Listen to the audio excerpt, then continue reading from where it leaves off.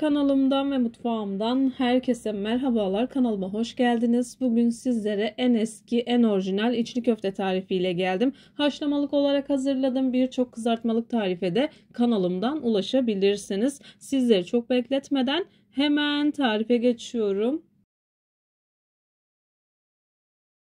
Tarifime ilk olarak iç harcını hazırlamakla başlıyorum. Dilerseniz bir gece öncesinden de hazırlayabilirsiniz. Uygun bir tavan içerisine yarım kilo kadar kıymayı aldım. Kavurmaya başlıyorum. Suyunu salıp tamamen çektikten sonra bir yemek kaşığı kadar tereyağı ekliyorum. Benim kullanmış olduğum kıyma biraz yağlı, kendi yağını bıraktı.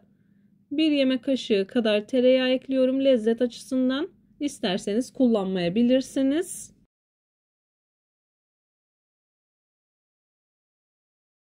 Yağı ekledikten sonra biraz eritiyorum. Üzerine 4 adet soğanımı minik minik doğradım. Onları ekleyip kavurmaya devam ediyorum. Soğan miktarını tamamen kendi damak tadınıza göre ayarlayabilirsiniz. Yarım kilo kadar kıyma için 4 adet orta boy soğan kullandım. Soğanları ekledikten sonra yumuşayıncaya kadar kavuruyorum.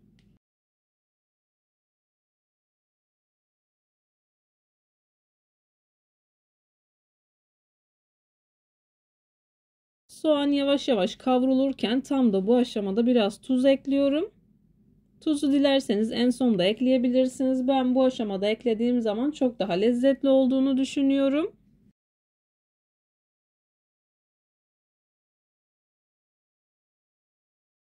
Bu arada ben kaynak tuzu kullandım. Sofralık tuz da kullanabilirsiniz ama bu tarz tarifler için kaynak tuzu veya kaya tuzu kullanmanızı öneririm. Soğanlar tamamen kavruldu. Yumuşadıktan sonra baharatlarımı ekliyorum. Karabiber, pul biber, biraz kimyon ekledim. Biraz reyhan ekliyorum. Reyhanı elimle ufaladım. Çok az tuz ekleyip karıştırıyorum. 1-2 dakika kadar daha pişirmeniz yeterli olacaktır.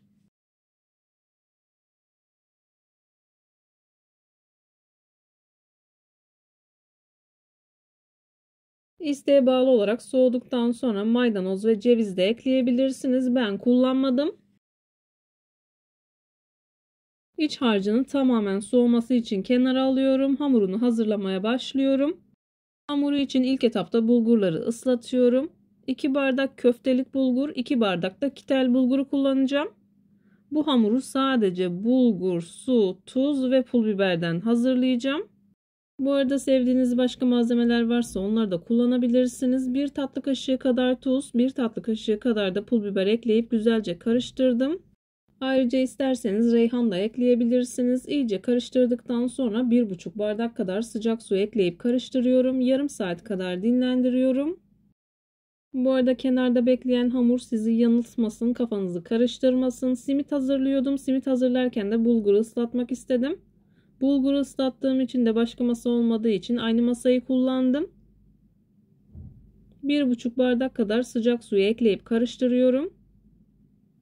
Üzerine biraz elimle bastırdıktan sonra streçle kapatıyorum. En az yarım saat kadar dinlendiriyorum. Eğer vaktiniz varsa 1 saat kadar da dinlendirebilirsiniz.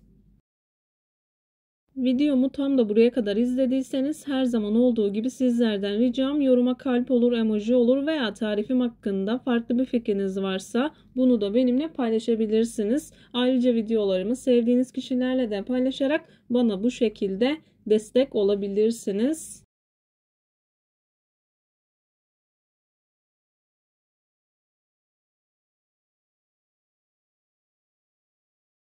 Bulguru yaklaşık yarım saat kadar dinlendirdim. Çiğ köfte tepsisine alıyorum. Çiğ köfte tepsisini aldıktan sonra elimle ufalıyorum. Bu aşamada biraz sertleşecektir. İsterseniz kaşık kullanabilirsiniz.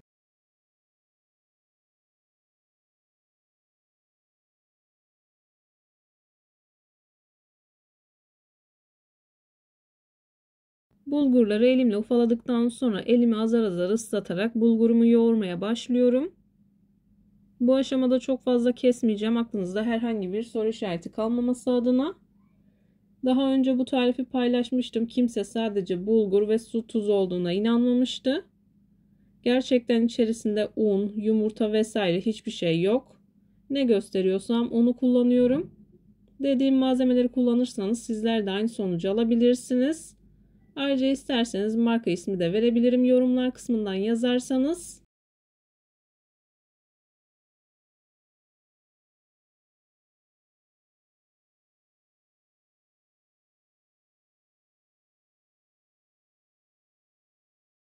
İlk etapta suyu bol kullanıyorum ama hamur yumuşamaya başladıkça suyu az kullanmaya özen gösteriyorum. Eğer suyun kıvamını kaçırırsanız bu sefer toplamakta zorlanırsınız. Bu arada ben ılık su ile yoğuruyorum. Dilerseniz soğuk su ile de yoğurabilirsiniz. Yıllardır içli köfte yapan, satan biri olarak sizlere tavsiyem içli köfte yaparken en dikkat etmeniz gereken nokta suyu. Eğer suyun kıvamını kaçırırsanız veya eksik kullanırsanız yaptığınız içli köftelerden memnun kalmazsınız. Suyu dikkatli kullanın, azar azar ekleyerek hamuru yoğurun. Hamur bir süre sonra zaten bu kıvama geliyor.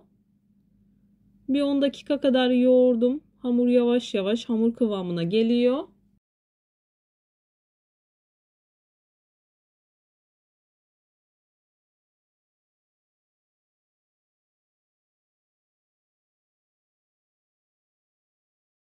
Bulguru bu şekilde hamur kıvamına getiremeyenler oluyor. O da kullandığınız bulgur markalarından olabilir. Yaklaşık yarım saattir yoğuruyorum. Bir 40 dakika kadar yoğurmanız yeterli olacaktır. Ne kadar yoğurursanız o kadar güzel oluyor.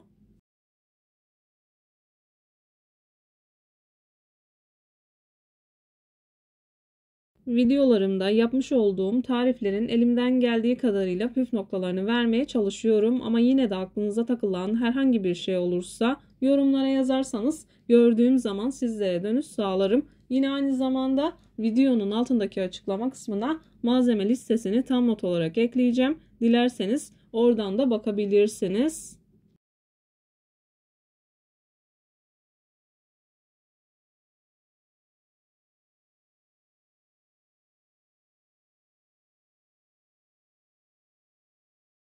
İçli köfte hamurumu yoğurdum. Üzerini streçle kapatıyorum. Bir 10 dakika kadar dinlendirdikten sonra açma işlemine geçeceğim.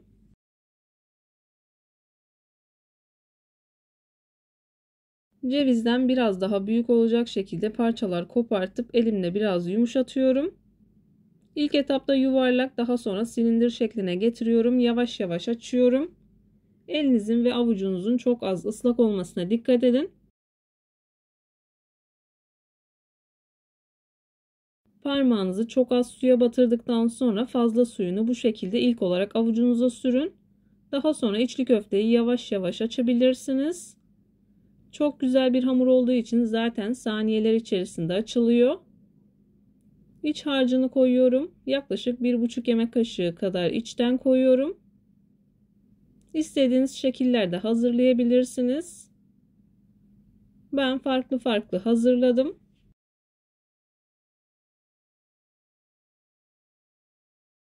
Bu tarifi genelde biz haşlamalık yapıyoruz. Birçok kızartmalık tarife de kanalımdan ulaşabilirsiniz.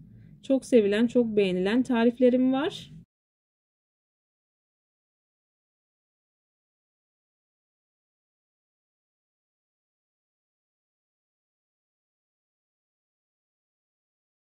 İçli köfte yaparken açması kadar kapatması da çok önemli oluyor. Yavaş yavaş çok az ıslattıktan sonra kapatabilirsiniz. Birkaç tane bu şekilde hazırladıktan sonra birkaç tane de yuvarlak olarak hazırlıyorum. Birkaç tane de normal kızartmalık olarak hazırladım. Onu da şeklini görmek isterseniz yine videolarımdan bulabilirsiniz.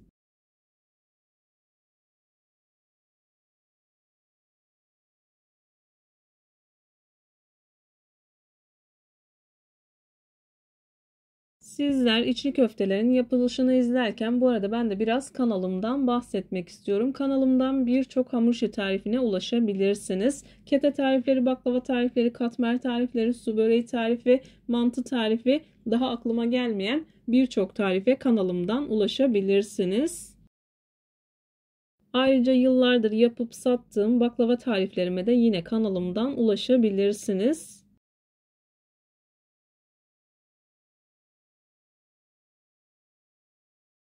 İçli köfte yapımına devam edeceğim. İlk defa yapanlar için dilerseniz haşlama kısmına geçebilirsiniz.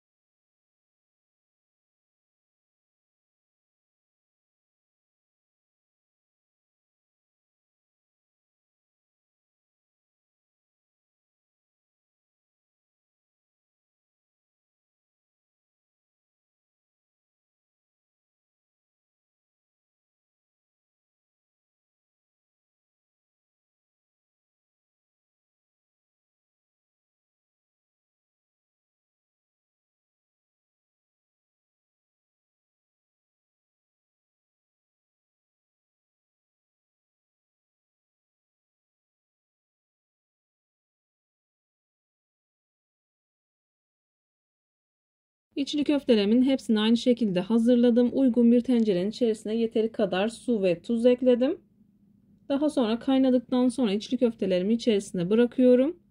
Bu aşamada kapağını biraz kapattım. Kaynamaya başladıktan sonra kapağını açtım. 4-5 dakika kadar kaynadıktan sonra bu şekilde suyun yüzeyine çıkıyor. Bir kevgir yardımıyla alabilirsiniz.